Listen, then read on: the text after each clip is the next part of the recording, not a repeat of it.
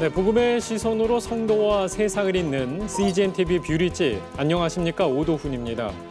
기독교 정신에 따라 교회와 사회에서 이 소금과 빛의 역할을 감당하는 인재를 양성하고자 설립된 기독교 사립학교. 그러나 지난해부터 또다시 큰 이슈가 된 사립학교법 개정안에 대해 기독사학들은 이 사학의 자율성을 제한하는 것이라면서 지금 현재도 계속된 우려를 표명하고 있습니다. 오늘 뷰리지에서는 사립학교법 개정 이슈와 기독사학의 현실, 그리고 앞으로 나아갈 방향과 관련해서 이야기를 나눠보고자 합니다. 오늘 함께 이야기 나눠주실 패널 세 분을 소개해드리겠습니다.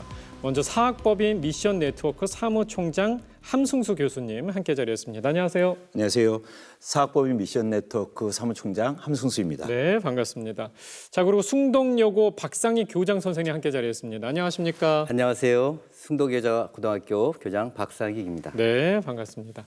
자, 그리고 헌법재판소 재판관을 역임하신 안창호 변호사님 함께 자리했습니다. 안녕하세요. 네, 안녕하세요. 법무법인 화우 변호사 안창호입니다. 네, 반갑습니다. 네, 이 사립학교법 개정과 관련된 이야기 저희 뷰리지에서도 정말 여러 번 중요하게 다뤄왔었는데요. 사립학교법 개정 논란은 2000년대 초반부터 크게 시작됐습니다. 특히 지난해 있었던 이슈의 여파가 지금까지도 이어지고 또 이야기가 되고 있는데 이에 대한 이 사학법인들의 반응이 좀 궁금해요. 어떻습니까? 말씀하셨던 것처럼 21대 국회가 2020년 네. 5월 30일 날 시작됐습니다. 근데 2개월 만에 40개 정도의 사학법 개정안이 올라왔습니다. 네. 기본적으로 이것이 즉흥적인 것이 아니라 오랜 시간 준비돼서 나왔구나라는 생각이 있었고 이제는 개정을 넘어서 새로운 사립학교법이 등장했다. 예. 저희들이 그렇게 생각합니다. 중요한 것은 그 개정안의 내용들 하나하나 그것도 이제 따져봐야겠지만 그 흐름인데요. 예. 사립학교를 진흥하거나 육성하는 내용들은 찾기 어렵고 사실상 규제 일변도의 사립학교 제한법이라 불리고 있습니다. 이에 대해서 한국교회는 과연 이 나라에서 기독교 학교가 존립할 수 있는가? 더 나아가서 과연 국가가 이렇게까지 교육을 강제적으로 해야 하는가에 대한 굉장히 큰 우려를 하고 있는 것이 사실입니다. 예. 사실 이 전반적으로 이 기독교 사학법인들의 우려가 정말 큰 상황인 것 같은데 이번 국회 이 사립학교법 개정안의 주요 내용을 좀 짚어봤으면 하는데요. 특히 이 우려되는 것이 좀 있을 것 같거든요. 네, 변호사님 어떻게 보십니까? 예, 먼저 이런 우려되는 점에 앞서서 네. 우리나라에 있어서 이 사립학교의 역사성 그리고 또 민주사회에서의 사립학교의 역할에 대해서 간략히 말씀을 드리겠습니다. 사실 우리나라에서는 신학문 교육은 국가가 아니라 사립학교가 주도를 했습니다. 그렇죠. 예. 그래서 조선 말에는 선교사님이나 또는 이 선각자들에 의해서 만들어진 사립학교가 민족 계몽운동을 주도했습니다. 또 일제 침략기에는 항일운동의 산실로서 민족의 정체성을 지켜냈습니다. 또 해방 후에는 정부가 돈이 없어서 공립학교를 세우지 못하니까 사립학교가 그 역할을 대신해서 국가의 많은 인재를 양성해냈고 그것이 우리나라가 지금 남들이 부러워하는 대한민국을 만드는 경제 기적 그리고 또 민주화의 기적을 일궈내는 토대가 되었습니다. 그런 역사성뿐만 아니라 사립학교는 사실 민주사회에 있어서 그 다양한 인재를 양성하고 또 그다음에 민주시민의 자질을 가지고 있는 이런 사람들을 양성하는 데 사립학교의 역할이 지대하게 있습니다. 그래서 헌법재판소는 이런 결정을 했어요. 사학은 자주성이 확보된 가운데 설립자의 특별한 설립 이념을 구현하거나 독자적인 교육 방침에 따라 개성 있는 교육을 실시함으로써 헌법적 기능을 다할 수 있다. 특히 이런 이제 권학 이념을 실현한다는 것을 위해서는 사립학교 운영의 자유가 보장돼야 되는데 이것은 크게 세 가지 측면에서 보장돼야 됩니다. 그 하나는 사립학교 운영을 담당하는 이사 임용의 자유가 보장돼야 됩니다. 그리고 또 하나는 교육 현장에서 학생들을 지도하고 교육하는 교원 임용의 자유가 보장돼야 됩니다. 그리고 마지막으로 인재 양성 측면에서 학생 선발의 자유가 보장돼야 됩니다. 그런데 근본에 개정된 사립학교법은 학교 운영에 있어서의 이사 임용의 자유를 사실상 박탈할 수도 있고 또 나아가서 우리 교원들, 교사를 임용할 때 그리고 나중에는 징계에 있어서의 자유를 사실상 박탈할 수 있는 네. 개정을 해버렸습니다. 지금 이게 언제부터 시행되는지 이게 조금 궁금해요. 예, 그 방금 말씀드린 임원 취임 승인 취소 조항은 이미 작년 12월 25일 날 시행이 됐습니다. 네. 그리고 사무직원에 대한 임용, 당연퇴직 관련 조항 등은 지난 2월 11일에 시행이 됐고 방금 말씀드렸던 시험 위탁 강제 조항 또 징계 의결 강제 조항 같은 부분에 대해서는 다음 달 25일부터 본격적으로 이제 시행에 들어가게 됩니다. 네. 자, 그렇다면 여기서 우리 그 현장의 목소리, 필드의 목소리를 조금 들어보고 싶은데요. 교장 선생님으로서 입장이 좀 어떠신가요? 먼저 기독사 교장으로서 네. 기독교 학교가 권학 이념을 실현하기 위해서는요. 교사가 먼저 기독교적 세계관에 무장되어 있어야 한다고 생각합니다. 네. 저희 학교의 경우 신임 교사를 채용할 경우에 원서를 제출하는 교사들은 그 학교의 권학 이념이나 학교의 비전 또 학교장의 경영 방침을 보고 원서를 제출합니다. 예. 그러나 사학법 개정은 기독 사학의 자율성을 근본적으로 침해할 뿐더러 네. 기독 사학 교육의 실효성을 잃어버리고 있기 때문에 모든 기관과 모든 단체들이 힘을 모아서 네. 저지해야 한다고 생각합니다. 음. 30여 년 전에도 지금과 같은 교육청 강제 위탁이 이루어진 적이 있었지만 네. 교사들의 정체성의 갈등으로 말미암아 교사와 학생, 학부모 모두가 피해자가 되었습니다. 네. 그 갈등은 강제 위탁이 시행된 2년에 그친 것이 아니라 그 교사들이 정년 퇴임할 때까지 30여 년간 교육사에서 갈등으로 계속되어 왔습니다. 네. 사학법 개정과 관련해 크게 우려되는 것은 네. 일부 사학의 비리를 일반화해서 모든 사학의 비리처럼 이야기하는 것, 맞아요. 네. 그것이 너무나 큰 문제라고 생각하고요. 네. 공정성을 내세워서 성적만으로 교사를 선발하는 것은 인성이 중심이 될 학교의 어떤 교육을 생각하지 않는 처사라고 할 수 있습니다. 네. 100년 대계를 생각하는 교육의 앞날에 기대감보다는 우려가 크기만 합니다. 사실 뭐 앞서서 좀 이야기를 나눠봤습니다만은 이 기독사학은 기독교적 정체성에 따라서 교육학의 큰 목적을 지켜나가는 게 정말 중요하다는 생각이 드는데요.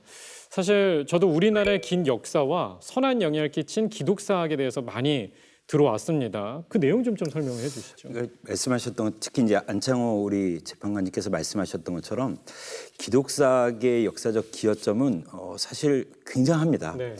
뭐 배제학당, 경신학당, 이화학당 등 이제 기독교 학교가 근대 교육을 시작했고 그리고 신력과 신앙을 겸비한 인재들이 양성해서 사회를 변혁시키고 발전시키는 화수분 역할을 했거든요.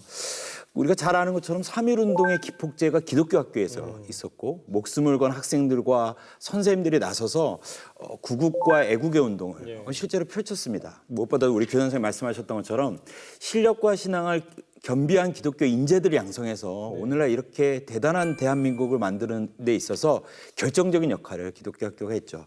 한 가지 제가 짚고 가고 싶은 거는 우리나라 교육 체계가 굉장히 특별한 게 굉장히 높은 사립학교들이 있다는 겁니다. 그러니까 OECD 평균을 봤을 때 굉장히 높은 비율일 뿐만 아니라 많게는 22배 우리나라가 사립학교 수가 많은데요. 왜 그랬느냐, 이렇게 사립학교가 왜 많았느냐, 그러니까 베이비붐 시대에 많은 사람들이 교육에 대한 수요가 있었고 국가가 그걸 다 책임질 수 없기 때문에 많은 기독교인들과 교회들이 사립학교들을 세웠거든요. 그렇게 세워진 학교들이 전체 사학의 30%가 넘습니다. 그래서 우리나라에서의 기독교 학교를 빼고 공교육을 얘기할 수 없고 기독교 학교가 없다면 교육 자체가 무너지게 될 겁니다. 그래서 역사적으로나 지금도 기독교 학교들이 이 교육과 사회를 뒷받침하는 근간이 되고 있다. 이렇게 말씀드릴 수 있습니다. 네, 제가 기억에 남는 것은 뭐 작년에 제가 그 선교사님들이 이렇게 고생하시다가 돌아가시면 합정동에 거기 묻히시잖아요. 네. 거기를 갔다 왔는데 거기 비서관에 본인이 만약에 1000개의 목숨이 있다면 이 1000개의 목숨을 다 조선으로 보내겠다고 이 교육과 또 선교를 위해서 그렇게 목숨 바쳐 일을 하겠다고 또 그렇게 비서관에 있거든요. 그런 부분에서 이 숭덕여고의 그 설립 배경도 좀 비슷할 거라고 생각이 들어요. 네. 어떻습니까? 설립자 고 홍성년 장로님께서는 하나님 제일주의와 네. 이웃 봉사의 사명을 먼저 생각하시고 지금 서울 이문동에 있는 네. 동안교회를 1958년에 세우셨고요. 1966년에 지금 인천에 숭덕학원을 세우셨습니다. 이러한 정신을 바탕으로 해서 네. 우리는 너희는 먼저 그의 나라와 그의 의를 구하라. 그리하면 이 모든 것을 더하시리라. 네. 이것이 이사장님의 설립 정신이었기 때문에 네. 저희는 Jesus first, other second, you third 네. 이러한 조의 정신을 바탕으로 교육을 하고 있습니다. 네. 숭덕학원의 비전은 3가지가 있는데요. 네. 하나님께서 세상을 창조하시고 구속하시며 통치하신다는 성경적 세계관으로 가르치는 학교입니다. 네. 둘째로 사명의식이 투철한 교사들이 학생들의 꿈과 비전을 실현하기 위해서 네. 최선을 다하는 학교입니다. 셋째로 기독교 학교의 모델이 되기 위해서 힘쓰는 그런 학교입니다. 네. 가치관이나 이런 기독교 교육은 어떤 내용으로 좀 이루어지나요?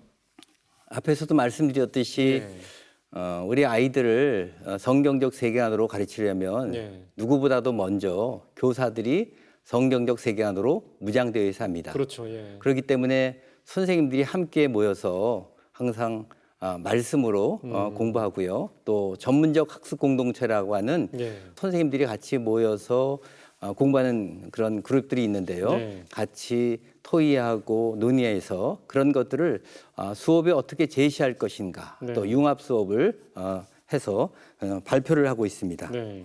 또 학생들에게는 우리 학교에 등교하면 우리 담임 선생님들의 임장하에 아침에 기도하고 찬송하고 말씀을 보는 학급 경건회로 하루가 시작되고요. 네.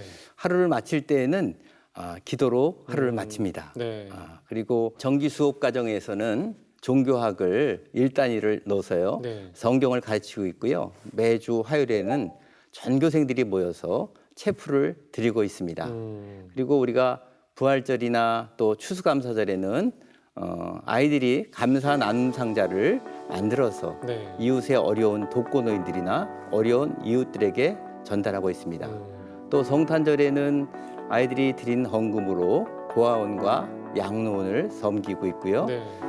겨울방학에는 인도네시아 발리에 가서 발리의 그 빈민 지역의 아이들을 섬기는 사랑을 실천하고 있습니다. 네. 부활절기에는 독실한 신앙인 40여 명을 모시고 그들의 전문성, 믿음을 바탕으로 한 어떤 전문성 확보를 위해서 비전 페스티벌을 진행하고 있습니다. 네. 뭐 정말 많은 일을 하고 계시네요. 이건 좀 가정입니다만은 교장 선생님께 좀 여쭙고 싶은 게 만약에 그 숭동여고의 선생님들 중에 네.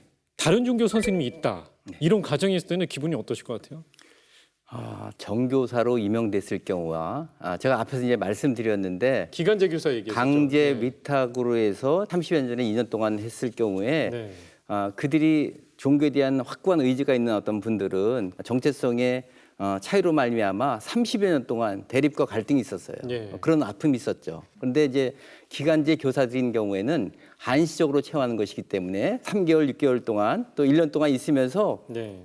이렇게 행함의 교사들을 보고 개종되는 경우가 있죠. 맞습니다. 더불어서 제가 한 말씀 드리면은요. 제일 궁금했어요. 재판관, 헌법재판이 출신인데 이 법이 예. 들어오면은 특정한 이념을 가진 사람들은 기독교 사학을 파괴하기 위해서 경우에 따라서는 의도적으로 들어올 수 있습니다. 과거에는 이런 것이 제도화되지 않았기 때문에 이 사람들이 와서 변화될 수 있지만 오히려 기독교 사학을 갖다가 파괴하려고 들어오면은 그 사람들은 바꾸지 않습니다. 네. 그 필기 시험에서도 강제로 응시 그런 얘기도 있더라고요. 그 사립학교도 교원이 되기 위해서는 지금 현재 교원 자격증을 필요로 하고 있습니다. 네. 교육기본법에 보면은 뭐를 중시하냐면은 기능적 탁월성보다는 인격 그리고 자주적 생활 능력 네. 또 민주 시민으로서의 그 자질 이런 것들을 교육의 이념으로 교육의 지표로 삼고 있습니다. 네. 사실 교원 자격증이라고 하면은 어느 정도 이미 자격을 갖춘 사람들이거든요. 그런데 그 사람들한테 별도로 이런 필기 시험을 보게 할 이유가 사실은 적습니다. 네. 학생들에게 인격적으로 또 민주 시민으로서의 자질을 배양하기 위해서는 네. 그런 어느 필기 시험에서 몇 점 더 얻는다든지 또는 좋은 대학 나왔다든지 이런 게 별 필요가 없거든요. 네, 네. 그거보다는 훌륭한 품성을 가진 사람 또는 민주시민으로서의素養을 가진 그런 교사가 더 필요한 겁니다. 네, 네. 또 궁금한 것이요. 지금 사립학교는 저도 고등학교를 사립학교를 나왔지만 선생님들이 되게 평생 직장처럼 되게 오래 있단 그렇죠. 말이죠. 그래서 심각성이 바로 네. 거기에서 훨씬 커지는 겁니다. 공립학교는 몇 년 근무하면 다른 데로 가지만요. 네. 사립학교의 경우에 있어서는 평생 직장이 되기 때문에 그분들이 사립학교에 들어오면은 아까 특히 어떤 목적을 가지고 사립학교에 들어오면은 사립학교의 근간이 흔들릴 수 있는 네. 소지도 이 법으로 인해서 발생할 수 있습니다. 네. 교사 선발은 어떻게 돼요? 1차, 2차, 뭐 3차 이렇게 나눠지나요? 네네. 예. 먼저 일반계 고등학교의 교육은 입시 중심의 진로 교육입니다. 대학을 보내기 위해서. 네. 네. 그러나 기독사계 교육의 중심은 입시가 중심이 아니라 네. 생명을 살리고 영혼을 살리는 교육입니다. 하나님 말씀에 중심을 두고. 그렇죠. 예. 네. 그렇기 때문에 교사 선발에 의해서 투철한 사명감과 또 포용력 예. 또는 남을 섬기는 그런 어떤 자세를 바탕으로 선발하고 있습니다. 1차 시험은 지필고사이지만 네. 공동 출제를 함으로 인해서 문제를 좀 없이 하려고 노력하고 있고요. 2차 시험은 시연이 되는데 그때는 동일한 조건 하에서 그 교과에 선생님들이 함께 들어와서 전문성을 평가합니다. 네. 3차 시험은 동일한 조항에 동일한 문항에 구술과 면접을 시행하기 때문에 네. 아직까지는 공정성에 시비가 없었습니다. 예, 제가 그럼 한 말씀을 드리는데요. 여기서 이제 문제가 어디가 있냐면은요. 특히 기독사학의 경우에 있어서 시험 출제를 누가 하냐면은 한국교육과정평가원에서 평가를 합니다. 네. 이제 출제도 하고 거기서 이제 평가도 하고 이렇게 되는데 거기서는 소위 말하는 그 교육의 공정성 때문에 네. 기독교 관련된 것을 출제할 수가 없게 돼 있습니다. 그건 잘못하면 편향성 문제가 네, 네, 되고 네. 그렇게 되거든요. 그런 과정에서 기독교 이념에 부합하는 교사를 채용할 수 없게 되는 네. 근본적인 문제가 여기서 발생하게 됩니다. 제가 좀 설명을 드리자면 네. 그러니까 1차, 2차, 3차가 이제 의무적이지만 사립학교의 경우는 1차는 강제 조항은 아닙니다. 네. 그러니까 학교가 하려면 지필고사를 볼 수 있는데 이번 사립학교법은 1차를 강제하게 했고요. 그리고 그거를 시도 교육감에게 강제 위탁하게 했습니다. 그래서 그 안에서 교사를 뽑으라는 거거든요. 그래서 또 우리 안창호 재판관님 말씀하셨던 것처럼 몇 배수를 줄 줄 모르겠습니다. 5배수 얘기가 있는데 5명 안에 신천지나 타종교인들이 있을 때 기독교 학교에서 그분들 중에서 교사를 뽑아야 되는 겁니다. 네, 또 어쩔 수 없이. 어쩔 수 없이요. 네. 그럼 이제 차별금지법에 의해서 종교적 이유로 어떤 이 임용에 있어서 어떤 배제를 시키면 안 되기 때문에 굉장히 문제가 무조건 뽑아야 됩니다. 1배수라면. 네. 네. 그렇기 때문에 이 강제 조항 자체가 사실상 기독교 학교의 임용 구조를 철저하게 무너뜨리는 네. 시작점이다라고 볼 수 있습니다. 그렇군요. 제가 생각하는 이 위험한 것은요. 네. 지금의 강제 위탁은 우리 교수님께서 말씀하셨듯이 네. 지필고사를 통과해야 돼요. 그러니까 단순한 지식에 의해서 선발하는 거고요. 네. 근데 사학에서 뽑는 것은요. 종합적 평가가 되겠죠. 예. 지필고사와 인성과 구술과 면접을 통해서 다양한 각도에서 정말 사명감이 투철한 것인가, 예. 인성을 바탕으로 하고 있는 교사인가, 실력을 겸비한 교사인가를 종합적으로 평가하고 있지만 강제 위탁인 경우에는 그 단순한 지식, 네. 암기를 통한 단순한 지식을 잣대로 하기 때문에 네. 아무리 인성이 좋고 아무리 사명감이 투철하다 할지라도 교사로 임용될 수 없는 그 폐단이 있습니다. 그러니까 사명감이나 아니면은 인성이나 이런 거 다 배제하고 그냥 공부만 잘하면 그냥 들어온다는 그렇죠. 거잖아요. 자, 이렇게 해서 정말 어떻게 보면 되게 시간이 되게 빨리 간 것 같습니다. 이 오늘 사립학교법 개정과 또 기독사학의 현재 상황에 대해서 이야기를 좀 나눠봤는데요. 기독사학이 이 기독교적 건학 이념을 올바르게 실현을 하면서 또 실력과 신앙을 겸비한 인재 양성을 위해 힘쓸 수 있도록 정말 여러분들의 기도와 또 관심이 필요하다는 생각이 듭니다. 자, 이 지난달에 기독사 비전 선포식이 있었다고 하는데요. 한국 교회와 기독교 학교가 함께하지 않으면 이 문제를 해결할 수 없겠다. 평준화 정책, 예. 또 학생 인권 조례, 차별금지법 이러한 사항들로 인해서 정체성을 지키는 데 많은 어려움이 있습니다. 예. 지금 국회에서 개정한 사립학교법이 사립학교 운영의 자유, 학부모들의 자녀교육권, 그리고 학생들의 학습권 내지는 인격권 이런 것을 침해했다고 해서 저희가 헌법소원을 지금 준비하고 있습니다.